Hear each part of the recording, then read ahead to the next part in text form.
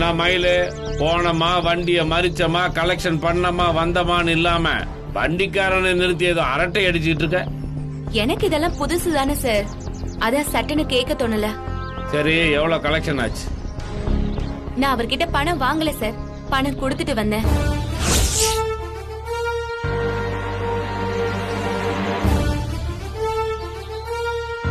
மயிலு, நீ என்ன லூசா? அவங்கிட்ட ஃபைனை வாங்கிட்டு வான்னு அனுப்பிச்சா நீ தண்டம் எழுதிட்டு வந்து நிக்கிற. வேற என்ன சார் பண்றது? அவன் உங்களை வாய்க்கு வந்தபடியெல்லாம் பேசுறான். உங்க இன்ஸ்பெக்டர் நல்லாவே இருக்க மாட்டாருன்னு சாபம் எல்லாம் விடுறான். உங்களை பத்தி தப்பா பேசினா நான் எப்படி சார் சும்மா இருக்க முடியும்? அதான் பணத்தை கொடுத்து அவனை ஆஃப் பண்ணிட்டேன். தவறு, கப்பங்காட்டுறவன் கோவத்தில் 4 வாரத்தை பேசதான் செய்வான். எதுக்கு 2 வச்சிருக்க? ஒண்ணுல கேட்டு ஒண்ணுல விட்டுற வேண்டித்தான்.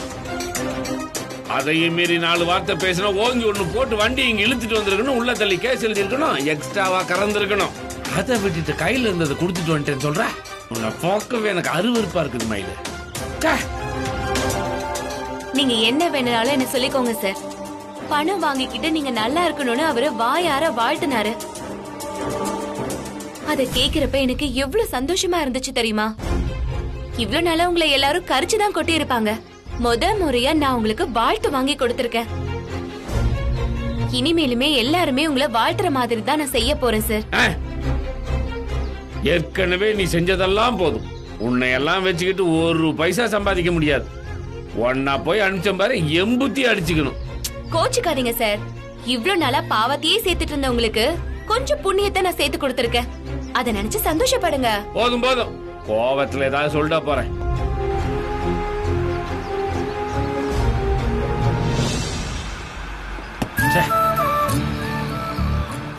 அப்பா, நீங்க என் மேல எவ்வளவு கோவப்பட்டாலும் பரவாயில்ல. இனிமே கமிஷன் கலெக்ஷன் உங்களை எங்கேயும் நான் கை நீட்ட விடவே மாட்டேன்.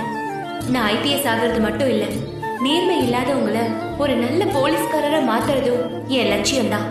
அதையும் நான் கண்டிப்பா செஞ்சு காட்டுவேன்பா.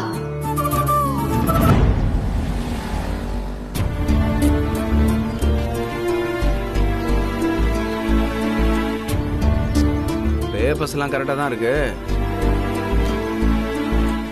நான் சொன்ன தேதிக்கு வந்துருங்க. Okay sir. சரி. சார் வணக்கம் சார். வாஜி வா. நான் சொன்னல தம்பி இவர்தான். வணக்கம் சார். உங்க பேர் என்ன? வெற்றி சார். நல்ல பேர் தான். இங்க பாரு வெற்றி, என்கிட்ட யார் வேலை கேட்டு வந்தாலும் நான் உடனே சேர்த்துக்க மாட்டேன். அவன் யாரு, அவன் கேரக்டர் எப்படி, அவன் ஃபேமிலி பேக்ரவுண்ட்லாம் எப்படி இருக்குன்னு அவன் வரலாற தெரிஞ்சுக்குவேன். அதெல்லாம் எனக்கு திருப்தியா இருந்தாதான் அவனுக்கு வேலை போட்டு கொடுக்கறத பத்தி யோசிப்பேன். Okay sir. ஒரு டிராவல்ஸ் நல்ல பேர் எடுக்கிறதும் நாசமா போறதும் அதுல வேலை செய்யற டிரைவர்ஸை பொறுத்து தான் இருக்கு. ஒரு டிரைவர் சின்னதா ஒரு தப்பு பண்ணாலும் அது டிராவல்ஸோட பேரை தான் பாதிக்கும். அதனாலதான் டிரைவர்ஸை வேலைக்கு எடுக்கும் போது சார் ரொம்ப கவனமா இருப்பாரு. ஆனா உன் விஷயத்துல நான் எதுவும் கேட்க போறது இல்ல தம்பி. ஏன்னா ஜீவா ரெஃபரன்ஸ்ல நீ வந்திருக்க. ஜீவாவால எனக்கு ஒரு சின்ன பிரச்சனை கூட வந்ததில்ல. சொல்ல போனா ஜீவாவால தான் என் டிராவல்ஸுக்கு பப்ளிக் மத்தியில நல்ல பேரே கிடைச்சிருக்கு. சார் நீங்க வேற சார், அந்த மாதிரிலாம் எதுவும் இல்ல சார். நம்ம டிராவல்ஸ் ஏற்கனவே லோக்கல்ல ஃபேமஸா தான் இருக்கு. நானா புதுசா எதுவும் கிரியேட் பண்ணல சார். இல்ல ஜீவா, உனக்கு வந்த கஸ்டமர்ஸ் எல்லாம் சொல்லி தான் நிறைய கஸ்டமர்ஸ் நமக்கு வர ஆரம்பிச்சாங்க. இன்னைக்கு நம்ம வண்டியெல்லாம் டெய்லி சவாரிக்கு ஓடுதுன்னா அதுக்கு நீதான் முக்கியமான காரணம். 2 பேரும் மாறி மாறி சொரிஞ்சுக்கிறாங்க. என்னால தாங்க முடியலடா சாமி. இதெல்லாம் ஏன் சொல்லிட்டு இருக்கேன்னு உனக்கு புரியுதா தம்பி? சார், ஜீவா ஒருத்தரை ரெஃபர் பண்றாருன்னா அவரும் ஜீவா மாதிரியே இருப்பாருங்கிற ஒரு நம்பிக்கை. அதனாலதான் ஒரு கேள்வியும் கேட்காம உன்னை வேலைக்கு சேர்த்திருக்கேன். ரொம்ப நன்றி சார். எனக்கு நன்றி எல்லாம் வேணாம். வண்டி ஓடுதோ இல்லையோ டெய்லி நீ எனக்கு 1000 ரூபாய் தந்துடணும். டீசல் செலவு போக மீதி இருக்கிற பணத்தை நீ எடுத்துக்கலாம். இன்னைக்கு சரியா வண்டி ஓடல சார், நாளைக்கு சேர்த்து தரங்கிற கதையே இருக்க கூடாது. Okay sir. உன் பொறுப்புல வண்டியை கொடுத்தாச்சு. அது ஓடுதோ ஓடலையோ அது உன் பிரச்சனை. அத காரணமா சொல்லி பணம் தராம தப்பிக்கலான்னு மட்டும் நினைக்காத. இல்லைங்க சார், நான் கரெக்டா கொடுத்துருவேன். நான் உன் வார்த்தையை நம்பல தம்பி. ஜீவாவுடைய கேரக்டர் நம்பி தான் உனக்கு வேலை கொடுத்துருக்கேன். இவருடைய பேரை கெடுத்துறாம ஒழுங்கா வேலை செய். இந்த சாவி.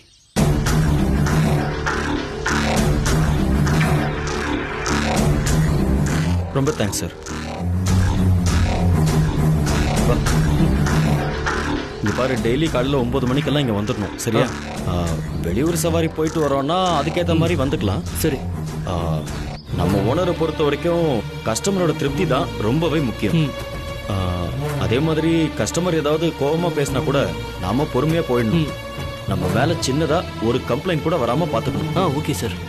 கஸ்டமர் நம்மளை பத்தி தப்பா ஒரு வார்த்தை சொன்னா போதும், உடனே ஓனர் வேலையை விட்டு தூக்கிடுவார். அந்த அளவுக்கு சார் ரொம்ப ஸ்ட்ரிக்ட்.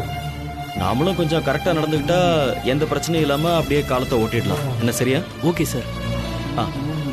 அப்புறம் இன்னொரு முக்கியமான விஷயம், நான் என்னோட பொறுப்புல தான் உனக்கு இந்த வேலையை வாங்கி கொடுத்துருக்கேன். அதுவும் உனக்காக கிடையாது, மயிலுக்காக தான். நீ ஏடா கூடமா ஏதாவது செஞ்சு என் வேலைக்கும் சேர்த்து உல வச்சிடாத. ஒழுங்கா வேலை செஞ்சு என் பேரை காப்பாத்து. காப்பாத்தலனா கூட பரவாயில்ல, இருக்கிற பேரையும் டேமேஜ் பண்ணி விட்டுறத. சார், உங்களுக்கு அந்த பயமே வேண்டாம் சார். என்னை பத்தி உங்களுக்கு நல்லாவே தெரியும். எனக்காக இவ்வளவு பெரிய ரிஸ்க் எடுத்து எனக்காக நீங்க இந்த வேலையை வாங்கி கொடுத்துருக்கீங்க. இந்த உதவியை நான் என்னைக்குமே மறக்க மாட்டேன் சார். சின்சியரா வேலை செஞ்சு உங்களுக்கு இருக்கிற மரியாதைய இன்னும் வேற லெவலுக்கு நான் கொண்டு போவேன் சார். இங்க பாரு, நீ எனக்காகலாம் எதுவும் செய்ய வேண்டாம். நீ நல்லபடியா வேலையை செஞ்சு உன் வாழ்க்கையை நீ பாத்துக்கோ, அவ்வளவுதான். All the best. Thank you sir. ரொம்ப நன்றி சார். இருக்கட்டும், நான் வரேன் சார். சரி.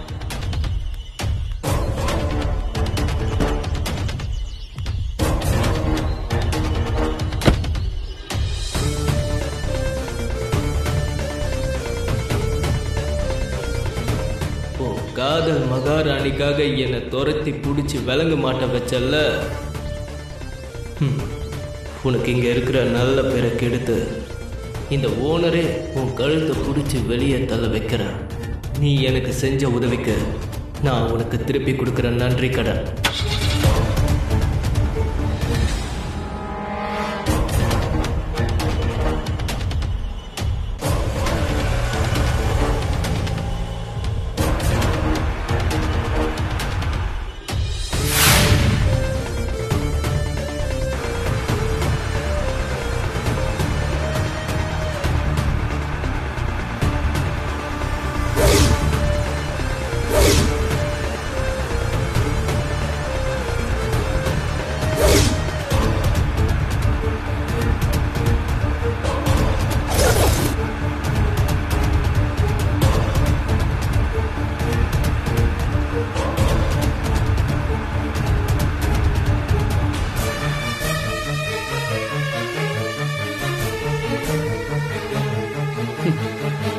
இத்தனை நாளா சின்ன சின்ன நகை அது இதுன்னு திருடி சின்ன திருடனா இருந்தான். இப்ப காஸ்ட்லி திருடனாய் காரே திருடிட்டு போறான். இப்படி ஒரு காரு காணாம போச்சுன்னு ஸ்டேஷனுக்கு கம்ப்ளைண்ட் வரப்போகுது. ஏன் சார் எல்லாத்தையுமே தப்பா நினைக்கிறீங்க? எல்லோ போர்ட பார்த்தா டிராவல்ஸ் கார் மாதிரி தெரியுது. வெற்றி ஒரு வேலை டிராவல்ஸ்ல கூட வேலைக்கு சேர்ந்திருக்கலாம்ல. நீ சொல்ற மாதிரி அவனுக்கு புத்தி தெளிஞ்சு திருந்தி இருந்தா எனக்கும் சந்தோஷம்தான். பெத்த அப்பனையே விஷம் வச்சு கொல்ல பார்த்தவன் வேலைக்கு போய் சம்பாதிச்சு கொடுப்பான், நீ நம்புற. செயின் திருடன் கார் திருடனா டெவலப் ஆயிருக்கிறான். மயிலு, அவன் பேர்ல கம்ப்ளைண்ட் வர்ற அன்னைக்கு தான் நான் சொன்னது உண்மைன்னு உனக்கு புரியும். இல்ல சார்,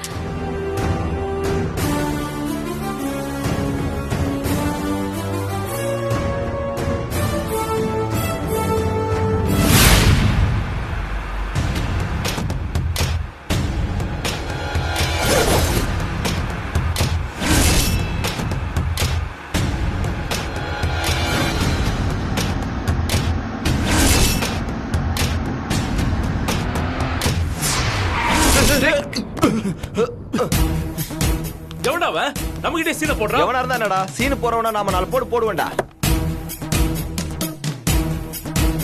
ஹாய் மச்சான். ஹாய் மச்சான். ஏய் மச்சான். டேய் வெற்றி, எப்படிடா இருக்க? பார்த்தா தெரியல, சூப்பரா இருக்கு. ஜெயில இருந்து ரிலீஸா எங்கடா போன? நீ நம்ம ஏரியாக்கு வரேன்னு பார்த்தா உன்னை ஆளைய காணோம்டா. போன் பண்ணாலும் எடுக்கவே மாட்டேங்கிற. வெளியூர் எங்கயாவது போயிட்டியா என்ன? இல்லடா, என் அப்பனுக்கு கொஞ்சம் லேசா பயம் காட்டினேன். அது ரிவர்ஸ் ஆகி எனக்கே ஆப் ஆயிடுச்சு. அப்பாவை சீண்டின கோவத்துல அம்மாவை என்ன வீட்டை விட்டு வெளியே துரத்திட்டாங்க. அந்த டென்ஷன்ல தான் நான் யார் போனையும் எடுக்கல. சரிடா, வீட்டை விட்டு வெளியே வந்ததும் நேரா நீ என் வீட்டுக்கு வர வேண்டியதானே? ஏய், நீ என் வீட்டுக்கு கூட வந்திருக்கலாம் மேடம். அங்கெல்லாம் வராம நீ இப்ப எங்கடா தங்கி இருக்க? நம்ம எல்லாரையும் உள்ள தூக்கி வச்சால கான்ஸ்டபிள் தங்கமயில், அவ வீட்டு மாடி போர்ஷன்ல தான் எனக்கு அடைக்கலம் கொடுத்திருக்கா.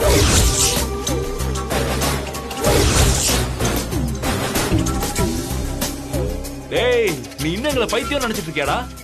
நான் உண்மையை தான்டா சொல்றேன். அவ வீட்டு மாடியில அங்க ஜீவான்னு ஒருத்தன் தங்கி இருக்கான். அவன் ரூம்ல தான் தங்கமயில் என்னையும் தங்க வச்சிருக்கா. அகாமடேஷன், சாப்பாடு, டிஃபன், டீ, காஃபி எல்லாமே ஃப்ரீ. மச்சி என்னடா சொல்ற?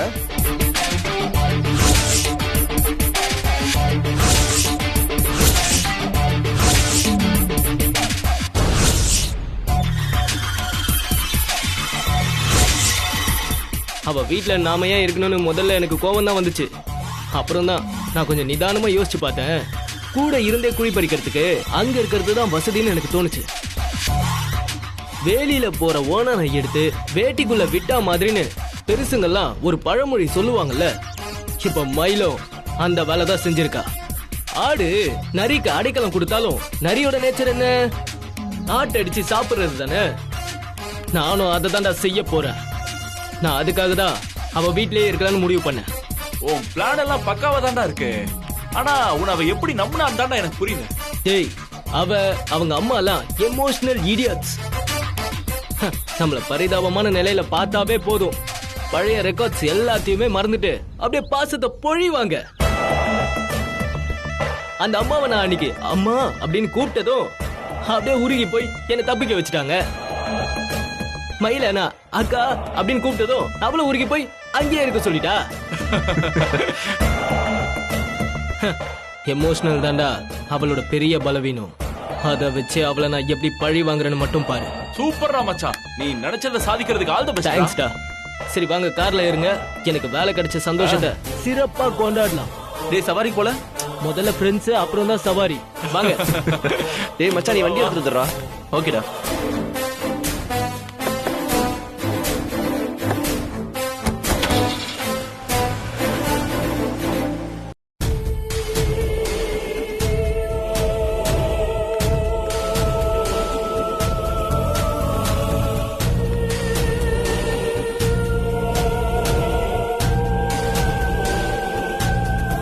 அம்மா வணக்கங்கம்மா.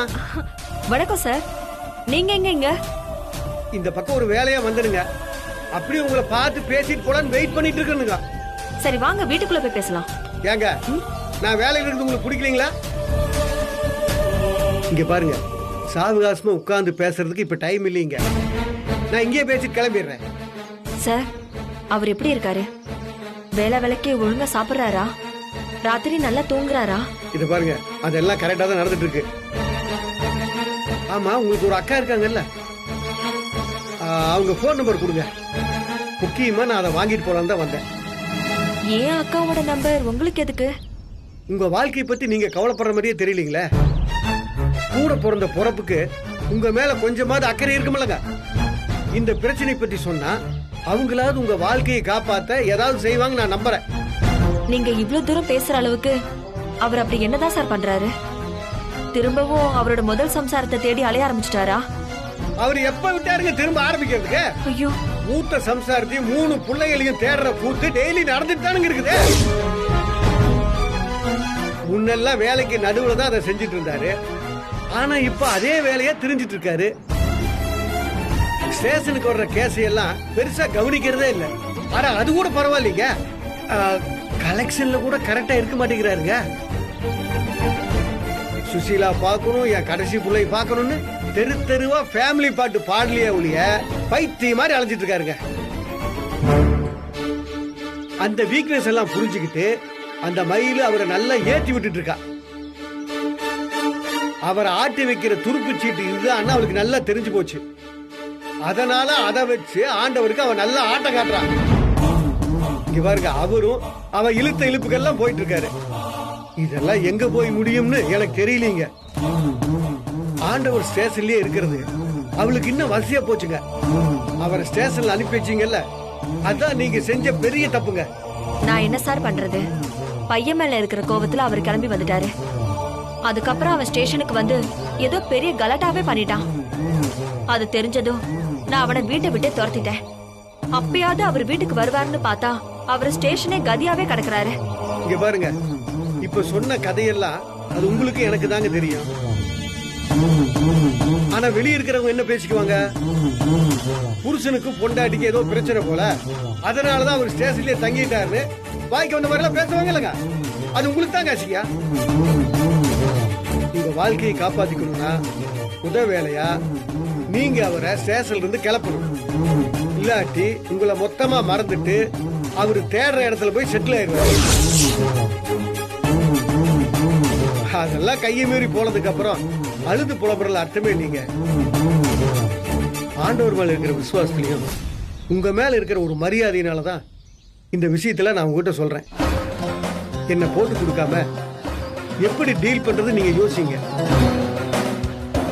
என்னங்க என்னங்க யோசிக்க ஆரம்பிச்சிட்டீங்களா? அன்னைக்கே கோயில தொண்டை தண்ணி வத்துற அளவு கத்துனேன், ஒன்னும் நடக்கல. இன்னைக்கே நடக்க போகுது. எனக்கு பெட்ரோல் காசுக்கு தண்டம்.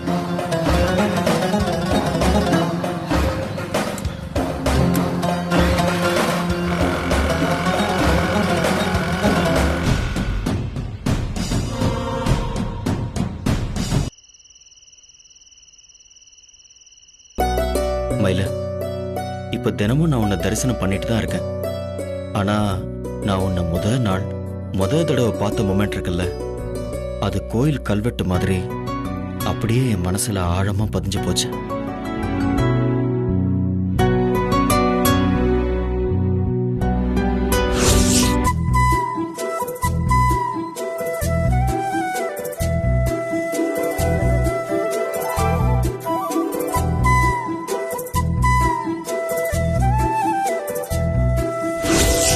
அன்னைக்கு நீ பார்த்த பார்வை, பேசின வார்த்தை, உன் குறும்பு எல்லாமே இப்பவும் எனக்கு ஞாபகம் இருக்கு.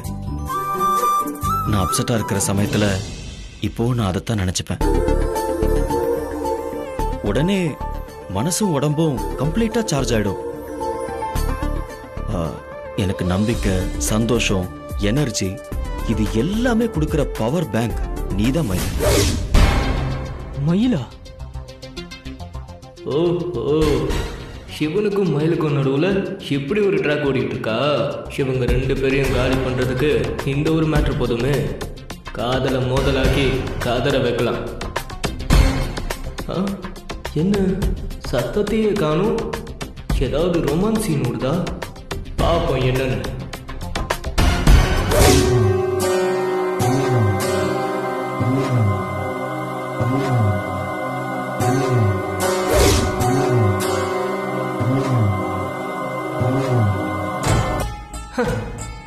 சிவன லூசா இருப்பான் போல இருக்கு. தாவணி முன்னாடி நின்று தனியா பேசிட்டு இருக்கான். மயிலு, மயிலு,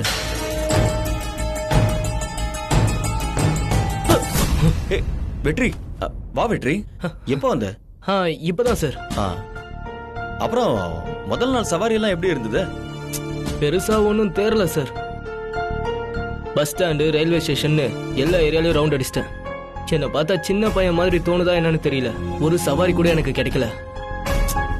என்ன வெற்றி, இந்த மாதிரி சொன்னா எப்படி? வண்டி ஓடுதோ இல்லையோ ஓனருக்கு 1000 ரூபாய் கொடுக்கணும்னு சொல்லி அப்பவே சொன்னார்ல. இப்ப என்ன பண்ண போற? அதான் எனக்கு ஒன்றும் புரியல சார்.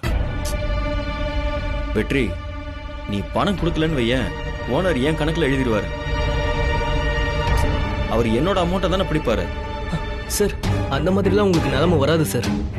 நாளைக்கு ஓவர் டைம் ஓட்டி 2 நாள் வாடகையையும் எப்படியாவது தேத்தி கொடுத்துட்றேன் சார். வெற்றி, யாரை தேடிட்டு இருக்க?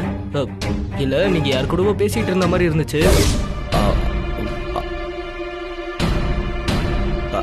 பேசிட்டு இருந்தனா? இங்க யார் வெற்றி இருக்கா பேசிட்டு இருக்கிறதுக்கு? ஆனா எனக்கு பேசுற சத்தம் கேட்டுச்சு சார். ஓ, அதுவா? அது இந்த போன்ல வீடியோ இருக்குல்ல, அத பார்த்துட்டு இருந்தேன். அந்த சத்தம் தான் உனக்கு கேட்டிருக்கும்.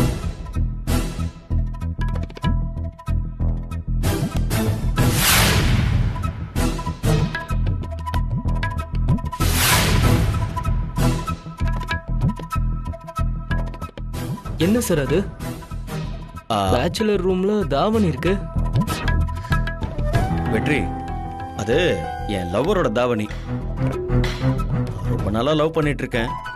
அவ முதல்ல நான் பார்க்கும்போது இதைத்தான் போட்டுட்டு இருந்தா. அதனாலதான் அவ ஞாபகார்த்தமா இதை எடுத்து நான் வச்சிட்டு இருக்கேன். அவ பக்கத்துல இல்லாதப்ப எனக்கு தோன்றது எல்லாம் இந்த தாவணி கிட்ட தான் நான் பேசிட்டு இருப்பேன். என்ன சார் நீங்க இப்பவும் நீங்க 90s கிட்டாவே இருக்கீங்க. 2K கிட்ஸ் காதெல்லாம் வேற லெவல் சார். ஒரு நாள் பழகிட்டு 2வது நாள் டேட்டிங் போயிட்டு ஜாலியா சுத்திட்டு இருக்காங்க. நீங்க என்னடானா இப்பவும் பாவாடை தாவணியை வச்சுட்டு ஃபீல் பண்ணிட்டு இருக்கீங்க. வெற்றி, இங்க பாரு, மற்ற விஷயங்கள் எல்லாம் இந்த காலத்துக்கு ஏத்த மாதிரி அப்டேட் பண்ணிக்கலாம். ஆனா லவ் விஷயத்துல இந்த மாதிரி இருக்கிறது தான் சரின்னு நான் நினைக்கிறேன். சூப்பர் சார், ரொம்ப அழகா சொன்னீங்க. மயில் அக்காக்கு உங்களை விட பொருத்தமான ஆளு நிச்சயமா கிடையாது.